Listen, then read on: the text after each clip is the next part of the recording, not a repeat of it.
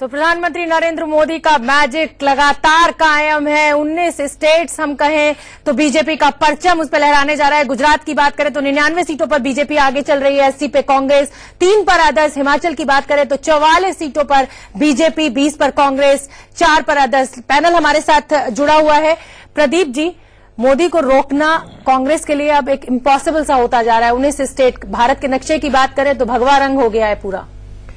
कांग्रेस को सोचना पड़ेगा कि वो अपना संगठन और अपना जो नेशनल नैरेटिव है उसकी सोच क्या है विभिन्न विषयों पर, ये कायदे से फॉर्मुलेट करना पड़ेगा कि लोग भरोसा करना शुरू करें।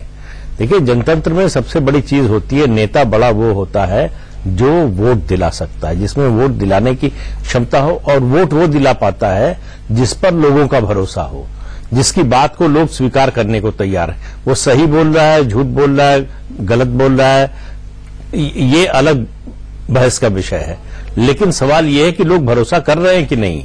अगर आपकी सही बात पर लोग भरोसा नहीं कर रहे हैं, दूसरे के झूठ पर भी भरोसा कर रहे हैं, तो ये चिंता की बात है आपके लिए कि क्यों ऐसा हो रहा है, आपकी विश्वसनीयता क्यों नहीं बन पा रही है।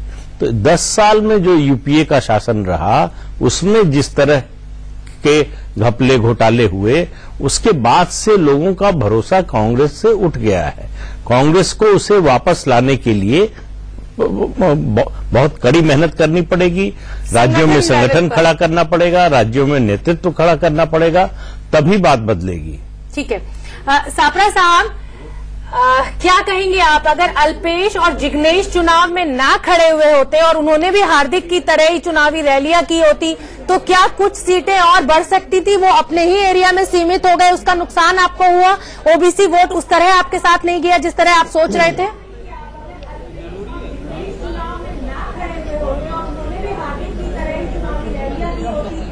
लगता है सापरा साहब तक मेरी आवाज नहीं पहुंच रही है। नवीन जी, आपका रुख करूंगी। फायदा आपको हुआ अल्पेश और जिग्नेश के खड़े होने से? वो उस तरह से रैलियां नहीं कर पाए, ओबीसी वोट को फेवर में नहीं कर पाए बीजेपी के, कांग्रेस के, माफ कीजिएगा, और उसका फायदा आपको मिला क्योंकि ज्यादा सीटों से आप आगे नहीं है। 99 सीटों पर आप आगे चल रहे हैं इस समय के ताजा अपडेट के हिसाब से। उन्होंने जो तीनों हैं, अल्पेश, जिग्नेश और हार्दिक, इन तीनों ने रैलियां की हैं। इन्होंने सब जगह रैलियां की हैं, अपील करी है। वो तो वापस ही कांग्रेस में गए अल्पेश। तो ऐसा नहीं कि इन्होंने रैलियां नहीं करी है, भाजपा के खिलाफ ही प्रचार किया है। लोगों को इस बात के लिए, झूठ को सत्य साबित करने की कोशिश करी कि वो आ जाएंगे तो उनको आरक्षण दिला देंगे, जो कि संविधान में भी संभव नहीं है। जिन्होंने कोई कमी कांग्रेस है उनके साथियों ने, पूरा विपक्ष एक था कि नरेंद्र भाई मोदी और भाजपा को हराने के लिए, पूरा विपक्ष, ऐसा नहीं कि कोई भी अलग हो। उसके बाद अगर उसकी स्थिति है तो आप समझ सकते हैं, क्योंकि अगर जो झूठे वादे, झूठे आंदोलन के बदौलत भी अगर सत्ता में नहीं आ पाए, उसका मकसद बिल्कुल साफ है कि देश की जनता नकारात्मक राजनीति को एक्सेप्ट नहीं करती है। इनको सकारात्मक राजनीति की तरफ चलना पड़ेगा। ये बात मत कीजिए, नकारात्मक राजनीति आप लोगों ने भी बहुत करी है, नकारात्मक राजनीति आप लोगों ने भी बहुत की है। डिमोनेटाइजेशन का कौन विरोध कर रहा है? आप मुझे बता ठीक है, जनता आपके साथ है, इसलिए आज आपका दिन है, आज आपका दिन है नवीन जी, लेकिन नकारात्मक राजनीति आप भी बहुत करते हैं। कांग्रेस का भी दिन है, आज तो कांग्रेस का भी दिन है कि कम से कम वो समझ ले कि अब तो नकारात्मक राजनीति को छोड़ दें। चलिए ठीक है, सापरा साहब, हम बात कर रहे थे, अगर जिग्नेश मेवानी और अल्पेश ठाकुर ना खड़े होते चुनाव में और वो भी हार्दिक की तरह जगह जगह रैलियां करते, क्योंकि कुछ पाटीदार तो आपके साथ आए और उससे आपको फायदा हुआ है, लेकिन ओबीसी वोट उस तरह से आपके साथ नहीं आ पाया जितना कि आप उम्मीद कर रहे थे अल्पेश को अपने साथ लाकर।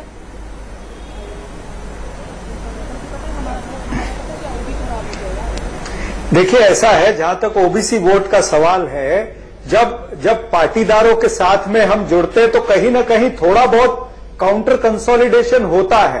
तो ये काउंटर कंसोलिडेशन का फायदा भारतीय जनता पार्टी को हुआ होगा, ये मैं मान्य कर सकता हूं। लेकिन अल्पेश ठाकुर चुनाव न लड़ते, ये एक अलग बात है। अब अगर अल्पेश ठाकुर चाहते हैं कि वो चुनाव लड़े, वो ओबीसी समाज की बात विधानसभा में रखे और संवैधानिक पद पर आने के बाद में वो रखे आवाज, तो उनको रोकना भी नहीं चाहिए। नहीं, रोकना नहीं चाहिए, लेकिन ऐसा नहीं है। अल्पेश ठाकुर जी ने कांग्रेस पार्टी के अंदर आए तो पूरी कांग्रेस पार्टी चुनाव लड़ रही थी ना, अकेला अल्पेश ठाकुर चुनाव नहीं लड़ रहे थे ना। वो बात ठीक है, लेकिन वो ओबीसी वोट जिस उम्मीद से आप अल्पेश को अपने यहाँ लेके आए थे वो तो खरा नहीं उतरा आपकी उम्मीदों पर।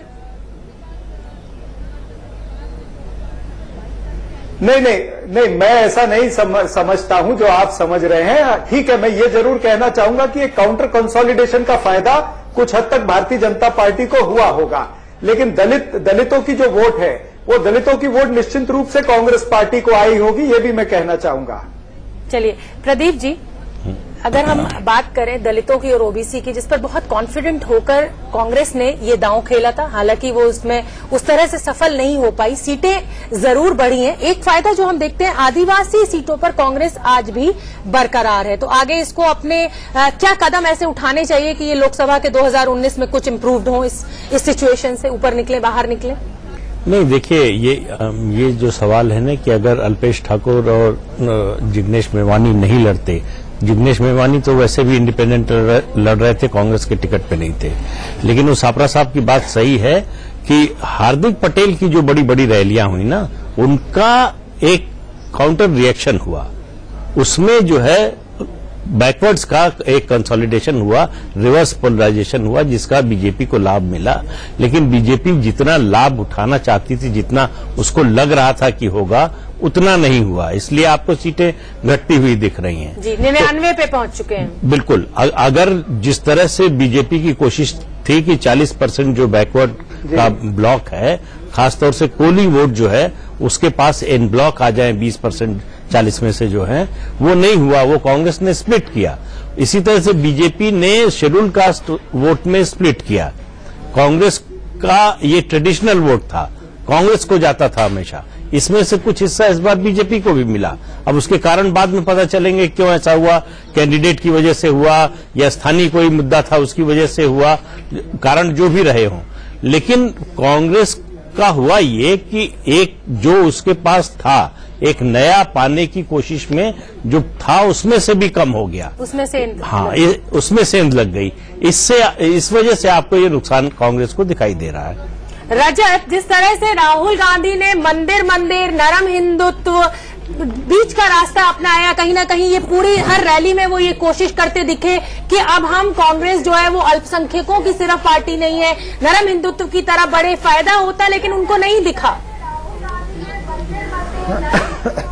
देखिए, मैं जहां तक गुजरात गया था, जहां तक मैंने वहां 14 जिले कवर किए थे, और जो इस समय चल रहा है 99 और 80, मुझे लगता है कि जो मंदिर पॉलिसी थी वो अभी गुजरात इलेक्शन में और लॉन्ग टर्म पॉलिसी में, जैसी कि एके एंटनी रिपोर्ट कहती थी पिछली लोकसभा के बाद से, उससे राहुल गांधी की इमेज में मेकओवर हुआ है। अब लोग ये नहीं कह रहे हैं कि ये सिर्फ माइनॉरिटीज की बात करते हैं, ये 80% की बात करते हैं, ये लोगों ने कहना शुरू किया और राहुल गांधी खुद इससे सहमत है। लास्ट प्रेस कॉन्फ्रेंस जो उन्होंने करी थी गुजरात के अंदर, रुद्राक्ष की माला पहन के की थी, यहां जब वो आ रहे थे नॉमिनेशन भरने के लिए तो प्रणब मुखर्जी ने बाकायदा उनको तिलक लगाया था, तिलक के साथ वो आए थे, वो फोटो भी ट्वीट करी थी। तो राहुल गांधी को यह बात समझ में आ गई थी कि जो कोर हिंदुत्व का मुद्दा है बीजेपी का, जब तक उसमें सेंध मारी नहीं होगी तब तक कांग्रेस आगे नहीं बढ़ सकती है। और अगर 80 से 82 सीट पे भी कांग्रेस फिनिश करती है तो शायद राहुल गांधी का टेंपल रन कामयाब माना जाएगा, मैं इसको ऐसा मानता हूं।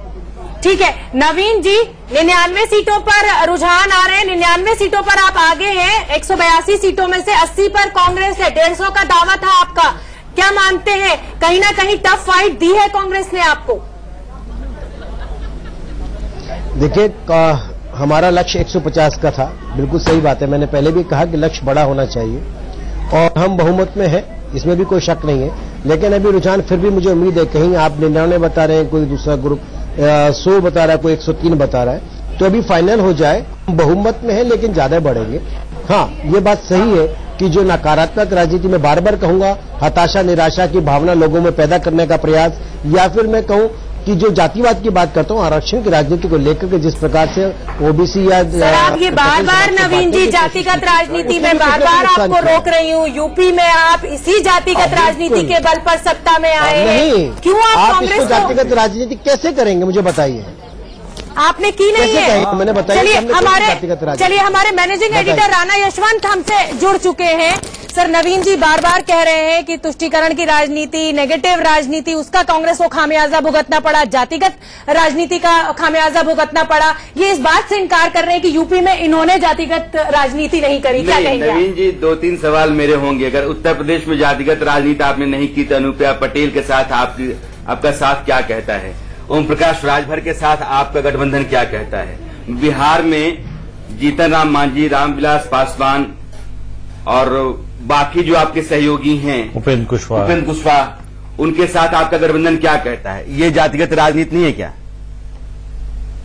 जवाब दीजिए नवीन जी। राणा जी, जिस प्रकार से मैं वही जवाब दे रहा हूं शोभना जी, कि जिस प्रकार से जो दल है, वो अपने दल है, छोटे दल है, लेकिन वो एक अपने क्षेत्र में एक वर्चस्व रखते हैं, उसमें केवल एक जात के नहीं सभी समाज के लोग उनके साथ जुड़े हैं और इसके आधार पर उनको लिया गया है। वो एक छोटे दलों को जोड़ने की बात है। जिस प्रकार से आप कहें कि इस पटेल जाति को मैं आरक्षण दिला दूंगा, मैं उसकी बात कर रहा हूं। आप कहें ओबीसी को आरक्षण दिला दूंगा। अरे पटेलों को आरक्षण देने की का काम तो आपने किया ना, ऐसा थोड़ा है कि आपकी सरकार ने नहीं किया। वो तो कोर्ट से लताड़ लग गई, सरकार ने अपना फैसला वापस ले लिया, फिर कांग्रेस ने उसको हथिया लिया।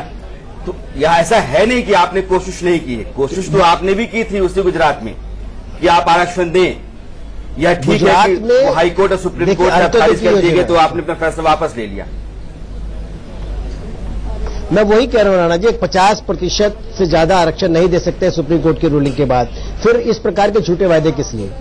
ठीक है, वो चुनाव निकल गया, उन्होंने किया जिस प्रकार से लोगों को बरगलाया, झूठा कहा, बहुत सारी बातें की। आपको याद होगा कांग्रेस के हाँ मेरी बात सुन लीजिए, जिन्होंने कहा कांग्रेस के अब वर्तमान अध्यक्ष ने कहा कि एक डिस्ट्रिक्ट के अंदर हमने 45,000 करोड़ एकड़ जगह 1 रुपए में दे दी। अरे पूरी धरती का डायमेंशन लगाओगे तो 12,500 एकड़ है, इससे कहीं ज्यादा उन्होंने दे दी। इस प्रकार के ना जाने कितने उन्होंने कहां से डाटा निकाल के लाए। नवीन जी, गुजरात की जनता आपसे भी कोई खुश नहीं है, जिसको नकार दिया। नवीन जी, जो नतीजे आ रहे हैं, गुजरात की जनता कोई आपके ऊपर बहुत बरस नहीं रही है। हाँ, क्योंकि मोदी मैजिक है और नरेंद्र भाई मोदी के साथ हैं लोग गुजरात के। नरेंद्र भाई मोदी के साथ हैं गुजरात के लोग, उसका नतीजा है कि आज आप बहुमत के पर हैं। अदरवाइज मोदी साहब के जाने के बाद कोई खुश नहीं है गुजरात की जनता आपसे। 100% सच का, लेकिन गुजरात में नरेंद्र भाई मोदी ने काम किया, इसलिए तो लोग उनके साथ। कितने दिन उनकी रोटी खाएंगे सर आप? मोदी मुख्यमंत्री रहकर नहीं करते, या फिर हमारे नेता है नरेंद्र भाई मोदी हमारे नेता हैं और राष्ट्रीय नेता हैं। अगर कमाल है, अगर हम अपने नेता को लेकर के नहीं चलेंगे तो किसको चलेंगे? कांग्रेस ने इंदिरा गांधी, आज भी इंदिरा गांधी। अब उन्हें देश के लिए छोड़ दें आप लोग, अब उन्हें आप देश के लिए छोड़ दें। चलिए सपरा साहब कुछ कहना चाहते हैं, आप हमारे नेता को क्या करेंगे? चलिए उन्हें देश का प्रधानमंत्री रहने दें, बीजेपी का प्रधानमंत्री ना बनाए। नवीन जी बीजेपी का प्रधानमंत्री ना बनाए, उन्हें देश का प्रधानमंत्री रहने दें। बीजेपी की नहीं, हर आम आदमी का हक है अपने प्रधानमंत्री पर, उन्हें देश के लिए काम करने दें। बिल्कुल। सापरा साहब जवाब दीजिए, सापरा साहब जवाब दीजिए। और इसीलिए उनको दोबारा चुन करके देश की जनता भेजेगी। ठीक है सापरा साहब। देखिए भारतीय जनता पार्टी के प्रवक्ता जो कह रहे हैं उससे ये सिद्ध होता है कि जो इनके साथ में जाए वो राष्ट्रवादी, जो इनके साथ में नहीं जाए वो जातिवादी हो जाता है। ये शिवलिंग को पूजे तो शंकर, हम पूजे तो कंकर, ये तो भारतीय जनता पार्टी का विश्लेषण है। यानी इनके साथ में जाए तो सुखराम भी साफ हो जाते हैं, विजय बहुगुणा भी साफ हो जाते हैं और नारायण राणे भी साफ हो जाते, तमाम सारे दागी नेता मुकुल रॉय भी साफ हो जाते हैं। लेकिन वो अगर किसी और पार्टी में रहे तो वो दागी रहे। ये बात करेंगे साहब, मुझे बताइए, कांग्रेस अपना सेकुलर कहती है, गुजरात की जनता भी समझी है, तो गुजरात की जनता ने इसलिए इनको 115 से उठाकर 99 पे पटक दिया है। अरे 115 से 99 पे आ गए। आप लोगों को मैं रोकना चाहूंगी।